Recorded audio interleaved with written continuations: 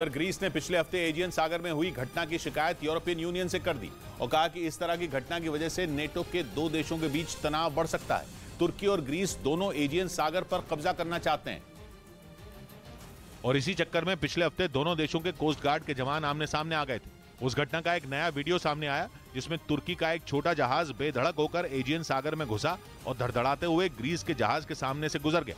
यानी तुर्की ने आंखों में आंखें डालकर ग्रीस को ललकारा, जबकि पुराने वीडियो में किसी फिल्मी सीन की तरह ग्रीस का जहाज तुर्की के जहाज का पीछा करता दिखा था। एजियन सागर में ग्रीस और तुर्की के बीच चूहे बिल्ली का यह खेल कुछ वक्त तक चला, जिसके बाद ग्रीस के जहाज ने तुर्की के जहाज को खदेड़ दिया। लेकिन ग्रीस ने इस मामले को ठंडा नहीं होने दिया और यूरोपियन यूनियन को इस बारे में चिट्ठी लिख दी, क्योंकि ग्रीस एजियन सागर के द्वीपों पर अपना हक कमजोर नहीं पड़ने देना चाहता।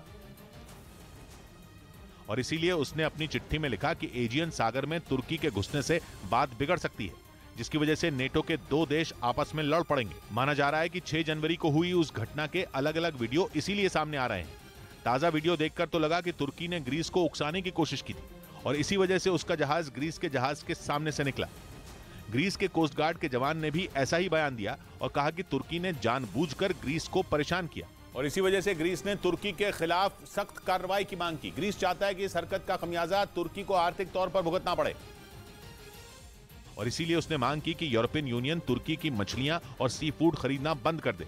यानी ग्रीस चाहता है कि तुर्की को एजियन सागर मामले में आर्थिक सजा मिले, क्योंकि उसे पता है कि कहां चोट करने पर एर्दोआन चीख उठेंगे। ग्रीस जानता है कि तुर्की की अर्थव्यवस्था बुरे दौर से गुजर रही है और अगर उसकी मछलियां बिकनी बंद हो गई तो फिर तो उसकी कमर ही टूट जाएगी। इधर 15 जनवरी के बाद दिल्ली एनसीआर समेत देश के कई हिस्सों में ठंड बढ़ जाएगी। मौसम विभाग का अनुमान है कि अगले 3 दिनों के अंदर उत्तर भारत के कई इलाकों में तेज हवाएं चलेंगी और 15 जनवरी के बाद एक बार फिर लोगों को शीतलहर का सामना करना पड़ेगा।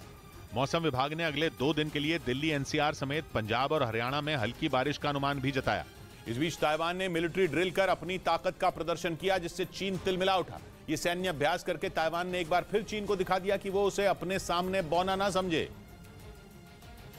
क्योंकि उसकी सेना इतनी ताकत रखती है कि दुश्मन चाहे जमीन पर अटैक करे या फिर समुद्र और हवा से, वो उसे जवाब देने को तैयार है।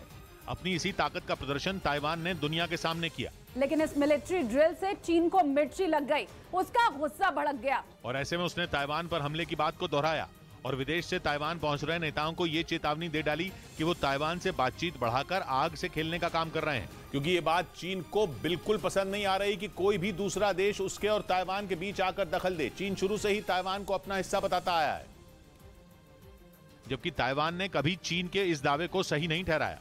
और इसी बीच उसने ये मिलिट्री ड्रिल की, जिसका एक वीडियो भी सामने आया, जिसमें काओहसियोंग शहर के एक नेवल बेस पर ताइवान के कुछ सैनिक टारगेट पर सटीक निशाना साधने का अभ्यास करते नजर आए। इस दौरान ताइवान ने अपने टैंकों, हेलीकॉप्टरों और जहाजों की ताकत भी दिखाई। इस मिलिट्री ड्रिल के वीडियो में दिखा कि ताइवान के सैनिकों ने दुश्मन के ठिकाने को बारूद से उड़ा दिया और समंदर में पेट्रोलिंग कर दुश्मन की नींद उड़ा दी।